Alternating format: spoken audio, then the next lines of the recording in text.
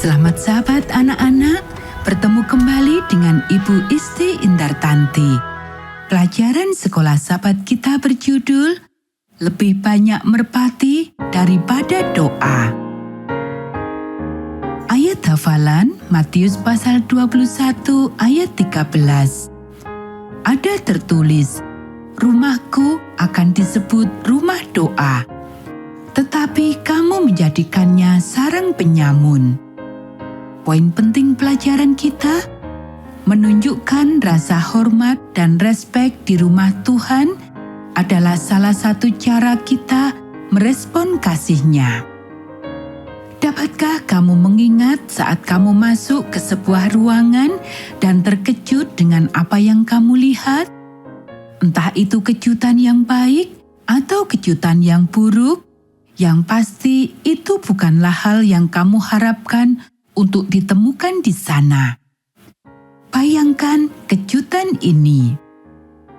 Pekerja bait suci yang masih muda memasukkan lebih banyak jerami ke dalam kandang domba. Dia tidak menyangka bahwa dia bisa menyelesaikan pekerjaannya. Domba-domba berdesakan di kakinya. Paskah berarti lebih banyak pekerjaan baginya. Seorang imam bait suci memanggilnya dengan cemas agar dia datang dan membantu. Makan siang yang telah disiapkan ibunya harus ditunda. Dengan jerami terakhir di tempatnya, pekerja muda itu meninggalkan kandang dan berjalan ke halaman penjual. Melihat sekelilingnya, ia menemukan bahwa bait suci itu lebih mirip sebuah pasar daripada sebuah tempat untuk menyembah Tuhan. Ketika dia semakin mendekat, suara itu semakin bertambah sehingga memekakkan telinga. Sambil berjalan menembus kerumunan orang, anak laki-laki itu mengamati pemandangan yang terbentang di depan matanya. Setelah melakukan perjalanan berhari-hari, orang-orang dipaksa untuk membelanjakan sisa uang mereka untuk membeli burung dan hewan yang sangat mahal untuk kurban. Ayah anak laki-laki itu telah mengajarinya bahwa para imam seharusnya membantu orang-orang yang berkekurangan. Namun apa yang dia lihat adalah bahwa para imam dan pedagang menipu bangsa itu untuk mendapatkan keuntungan sebesar mungkin dari penjualan hewan kurban. Hari demi hari ia menyaksikannya. Lambat laun, kekecewaan yang pahit mengendap di dalam hatinya. Dia tidak melihat ini sebagai ibadah yang benar. Teriakan cepat membuatnya sadar. Sesampainya di tempat kemana ia dipanggil, anak laki-laki itu diminta untuk mengambil uang syikal untuk membeli burung merpati. Dia tidak pernah melihat orang miskin sebanyak ini di Yerusalem pada hari Paskah. Semuanya menjadi kacau ketika pekerja muda itu mengambil uang dan menyodorkan burung-burung untuk kurban orang-orang miskin. Keringat menetes di punggungnya saat dia berjuang untuk memenuhi permintaan para pembeli. Kepalanya berdenyut-denyut karena kegaduhan yang mengelilinginya.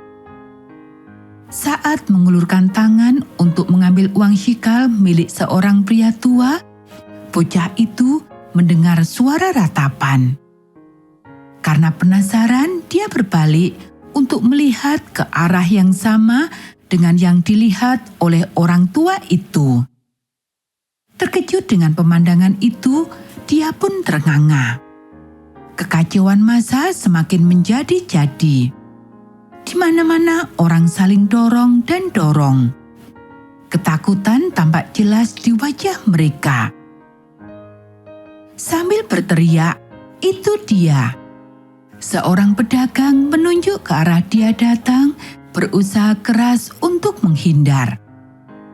Melompati meja pedagang, anak laki-laki itu memaksa berjalan ke arah yang ditunjuk oleh pria itu. Seketika itu juga sang pekerja melihat jawaban atas pertanyaannya. Bukannya pedang, perisai, dan seragam Romawi yang berkilauan, tetapi seorang pria dengan cambuk. Orang asing itu berbicara, "Ambil semuanya ini dari sini," dia memerintahkan. "Jangan kamu membuat rumah Bapakku menjadi tempat berjualan." Kita bisa baca dalam Yohanes pasal 2 ayat 16. Akhirnya orang banyak itu terdiam. Binatang-binatang pun berhenti mengembik. Orang asing itu duduk dengan anak-anak di pangkuan dan di kakinya. Pekerja muda di bait Allah mendekat, ingin mengetahui lebih banyak tentang orang ini.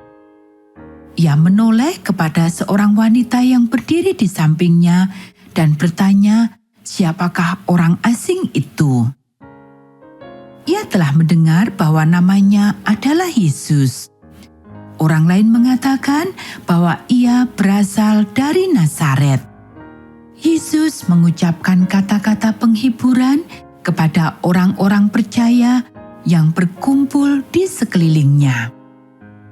Dia mengatakan kepada mereka tentang kebaikan Allah dan meyakinkan mereka tentang kasih-Nya.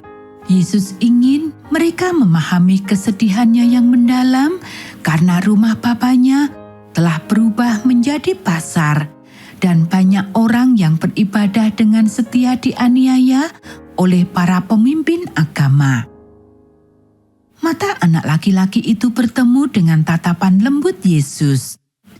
Tatapan yang baik itu membuatnya merasa seolah-olah Yesus berkata kepadanya, "Jangan biarkan perilaku para imam memalingkanmu dari Allah."